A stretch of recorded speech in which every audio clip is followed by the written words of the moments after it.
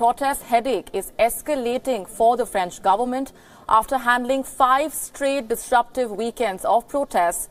It is now the turn of the police force to express anger towards the government. 2 police unions have threatened to go on strike. They are seeking better working conditions and payment of over thousands of hours of unpaid overtime work accumulated over the years. The police unions have sought a meeting with the French president.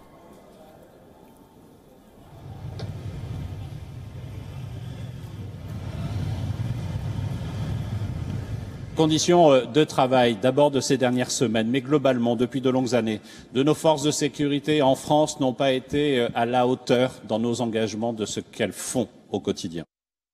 Nos policiers, Monsieur le Premier ministre, attendent des actes. Ils expriment aujourd'hui, vous le savez, un profond malaise et une colère tout aussi profonde. 63 policiers et gendarmes se sont suicidés depuis le début de l'année 2018. Ils sont sous pression du terrorisme, sous pression de la violence, sous pression des manifestations, sous pression des flux migratoires. The French government is trying to allay fears of another widespread protest. Each police officer involved in the Yellow Vest protest will now get a bonus of €300. Macron's government has been appeasing protesters as well as police personnel. This latest bonus payout will cost the government €33 million.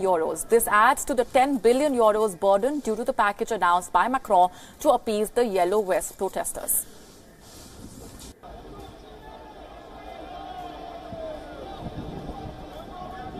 Going straight across now to our correspondent, Elena Casas-Montanez, joining us live from Paris. Elena, what's the situation looking like right now?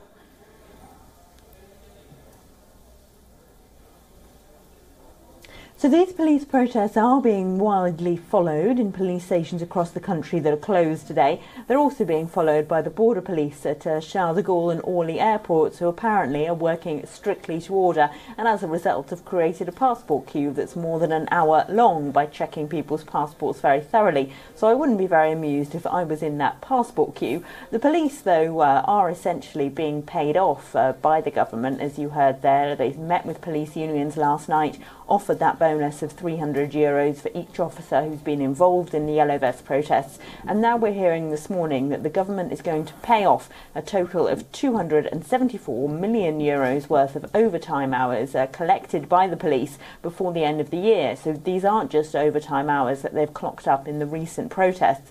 In some cases, it's hours going back years that the police were supposed to take off in lieu at some point or other, but now they're going to be paid off for the whole amount. So the government says it is listening to the concerns of the police and moving to try and calm their anger.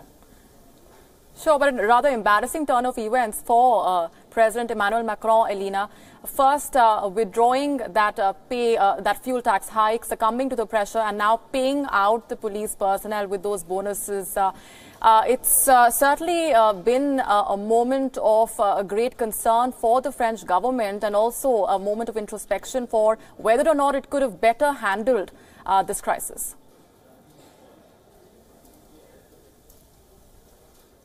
Yes, I mean, Macron admitted in his speech last Monday night that of course he could have handled it better, that it had taken him too long to understand the genuine reasons for people's anger, which brought them out onto the streets. And we saw really a radically different tone from President Macron, who of course was elected last year promising to not back down in the face of any street protests and to push through his fairly radical reform agenda, regardless of any protesters who turned out onto the street. Of course, now he's realised, as every French president of recent decades has before him, that you can't govern France in opposition to street protests, and he has been forced to back down. So he's certainly going to be moving into the new year humbled and with his policy agenda in doubt, because he's very unlikely to be able to push through the more controversial aspects of things like unemployment reform and pension reform that we expected coming up in the new year. Elena Casas-Montanez, thanks very much indeed for joining us with all of those updates.